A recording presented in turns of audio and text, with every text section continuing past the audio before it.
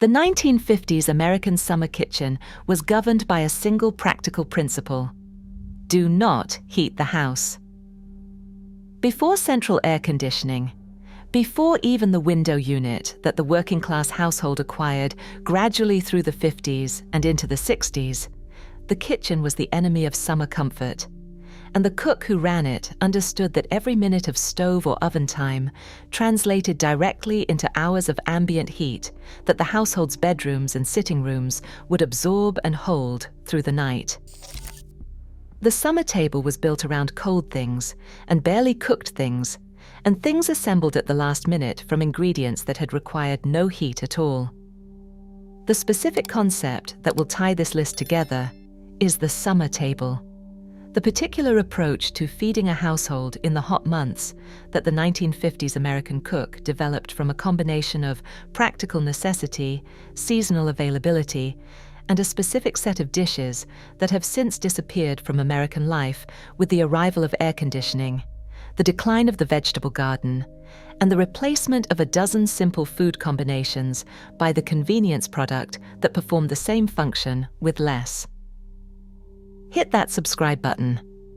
Let us count down 15 simple summer dishes from the 1950s that have completely vanished. Number 15.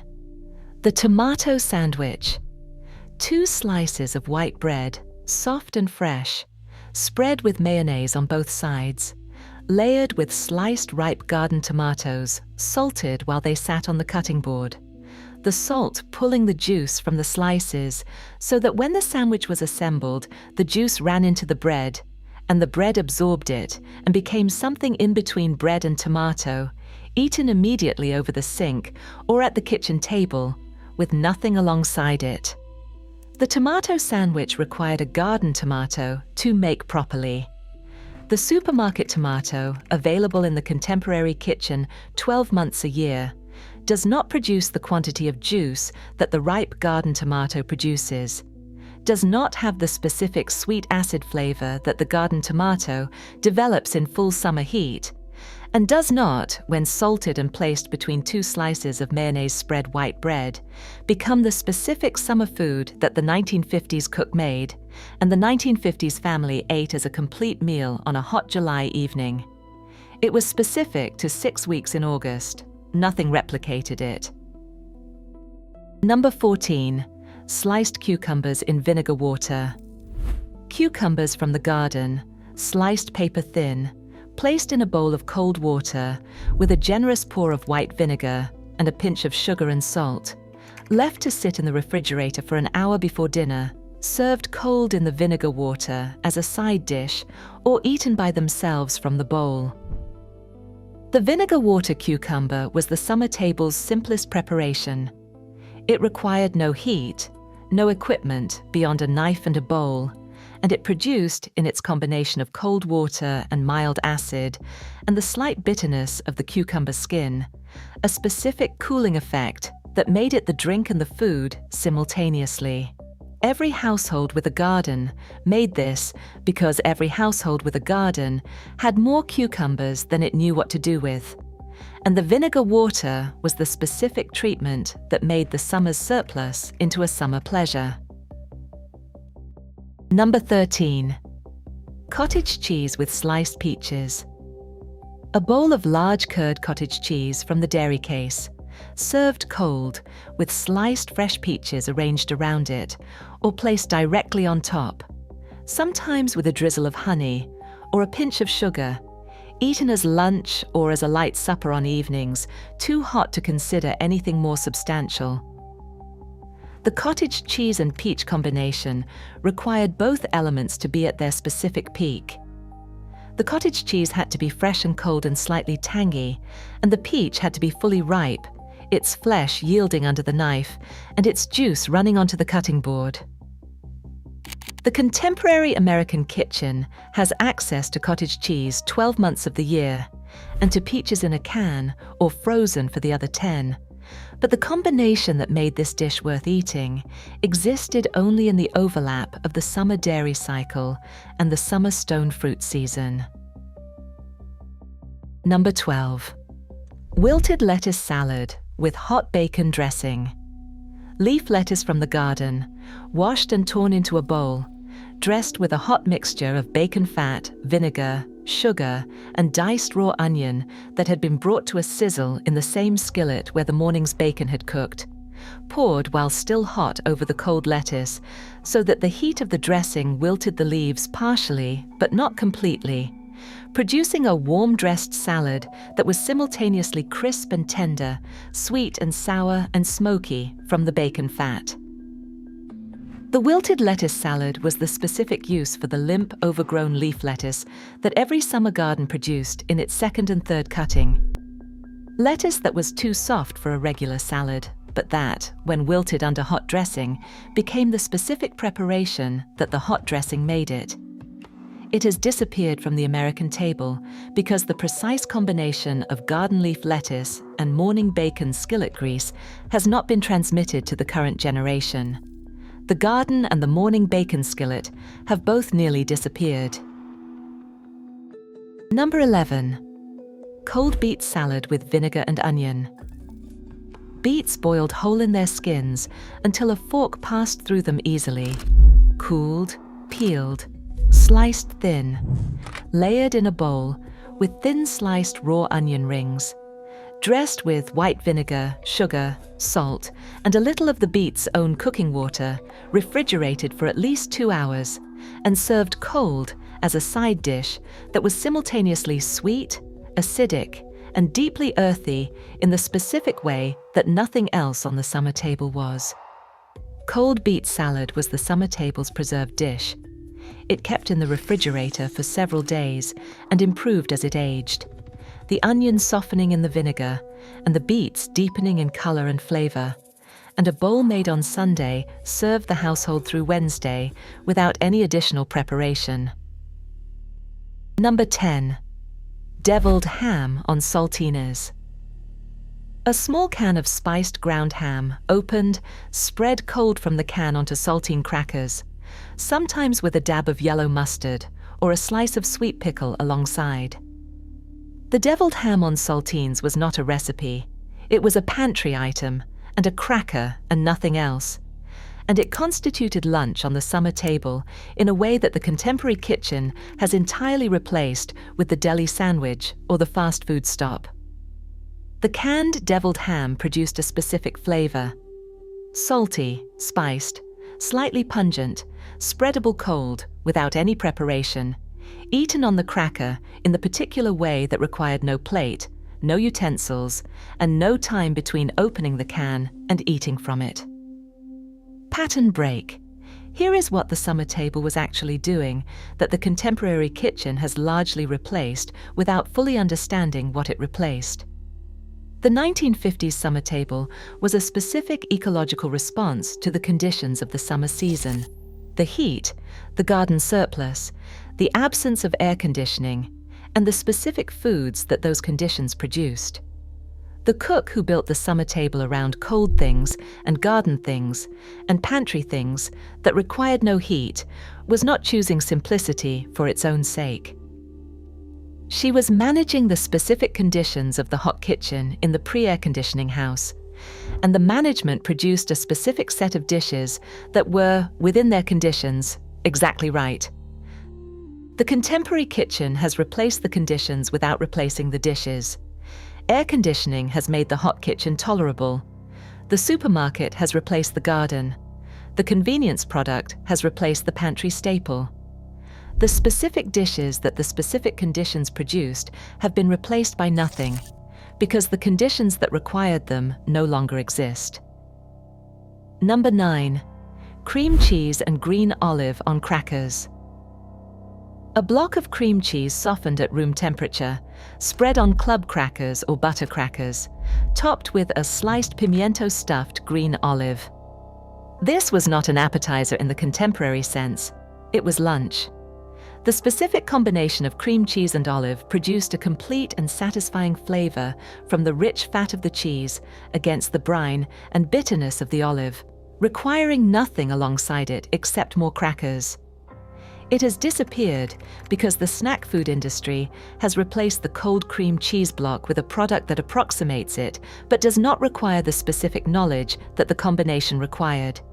That the cream cheese needed to be soft, the olive needed to be cold, and the cracker needed to be fresh. Number 8. Cold corn salad. Corn cut from cobs that had been boiled the night before, combined with diced tomato, diced green pepper, salt, and a splash of apple cider vinegar, served cold as a side dish at the summer table. Not the contemporary corn salad with cotija and lime and chili powder, which is a different and newer preparation, but its ancestor, the specific combination of cold-cut corn, raw summer vegetables, and vinegar that produced a salad that tasted of the summer garden in the specific way that only cut corn from the cob tasted, because the cut corn released its starch into the salad as it sat and thickened the dressing slightly and bound the vegetables together into something more coherent than a simple toss of chopped vegetables. Number 7. Sliced cantaloupe with salt.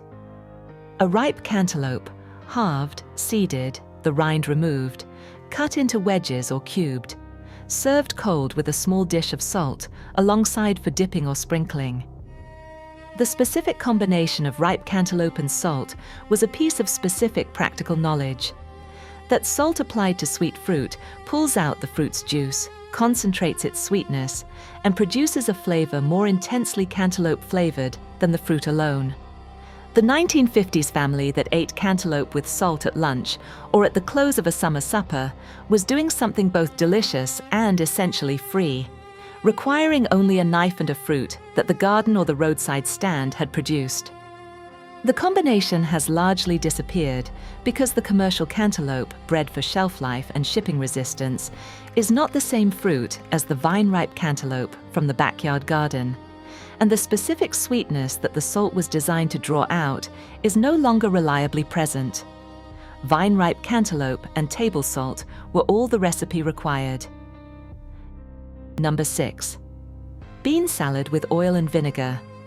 A combination of canned kidney beans, canned green beans, and canned wax beans, drained and rinsed, dressed with white vinegar, vegetable oil, sugar, salt, and finely diced onion, refrigerated overnight and served cold. The 3-bean salad was the summer table's potluck dish, the preparation made in a large bowl that went to every church picnic and neighborhood cookout and family reunion from the 1940s through the 1970s. And it has not entirely disappeared from American life, but it has nearly disappeared from home kitchens because the specific combination of canned beans and vinegar dressing has been replaced in the contemporary potluck consciousness by a dozen more elaborate preparations that require more work and produce less reliably satisfying results. The 3-bean salad that had sat overnight in its dressing was the cold kitchen's most democratic dish. Number 5. Cold chicken salad on toast. Leftover roasted or poached chicken, pulled from the bone and roughly chopped, combined cold with diced celery, mayonnaise, a squeeze of lemon, salt, and sometimes a small amount of finely diced onion or a spoonful of sweet pickle relish, spread thick on toasted white bread. The cold chicken salad on toast was the summer table's specific approach to the problem of protein at lunch on a hot day. It required no heat in its assembly, and the toasting of the bread was the only heat involved in the preparation. The contemporary deli chicken salad sandwich is the institutional descendant of this dish, but the institutional version is made in batches and held under refrigeration and does not have the specific quality of the homemade version, which was made from the particular chicken that had been in the refrigerator since Sunday. Number 4. Sliced tomatoes with nothing. Not the tomato sandwich, which required bread and mayonnaise, but simply sliced garden tomatoes on a plate, salted, eaten with a fork as a side dish, or as the main course of a summer lunch. The plain sliced tomato required nothing from the cook except the knife and the salt, and it produced when the tomato was at the specific point of full ripeness that the summer garden produced, and that no other source could reliably provide, a dish that was complete without improvement. A perfectly ripe garden tomato, sliced, salted, and eaten cold, is one of the specific summer table experiences that the contemporary kitchen has entirely lost to the commercial tomato that is available all year at a lower quality than the garden tomato, reached for 6 weeks in August. Number 3. Cold ham with mustard on a plate. Sliced deli ham or leftover baked ham, served cold on a plate with yellow mustard and a few pickles, eaten with white bread or crackers. This was not a ham sandwich. It was the component parts of a ham sandwich served separately on a plate, eaten with whatever combination of bread, mustard, pickle, and ham the individual at the table chose to assemble. The cold ham plate was the summer table's approach to the midday meal, faster to assemble than a sandwich, requiring no specific preparation beyond opening the refrigerator and allowing the person eating it to control the ratio of mustard to meat to bread in the way that a pre-assembled sandwich does not. Number 2. Bread and butter with cold buttermilk. A slice or two of white bread spread with butter, served alongside a cold glass of buttermilk, eaten as a complete light supper on the hottest evenings when nothing more substantial was wanted or possible. The bread and butter with cold buttermilk was the summer table at its most reduced.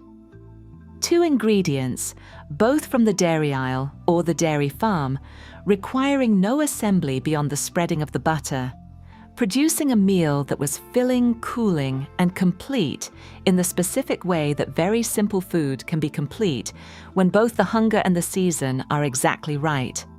The cold buttermilk, poured from the carton into a glass and drunk alongside the buttered bread, was a combination that the generation who grew up eating it remembered with an intensity that no more elaborate meal could produce.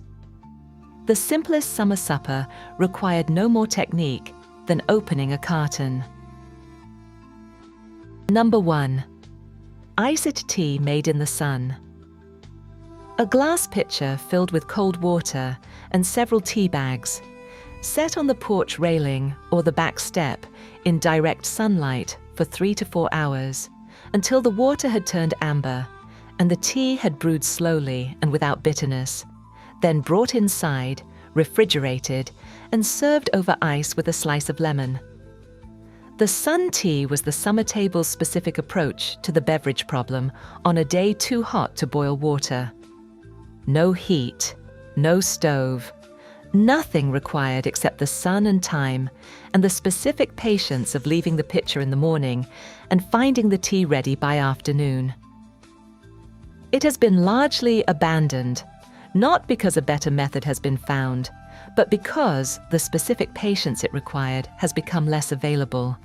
And the pitcher of sun tea sitting in the summer light for 3 hours now reads as a food safety concern rather than as the summer practice. It was for 100 years before anyone thought about it that way. Come to the comments and tell me which of these dishes your family still makes and which one you had forgotten until this moment. Because the one you had forgotten until this moment is almost always the one that brings back the most specific summer you can remember.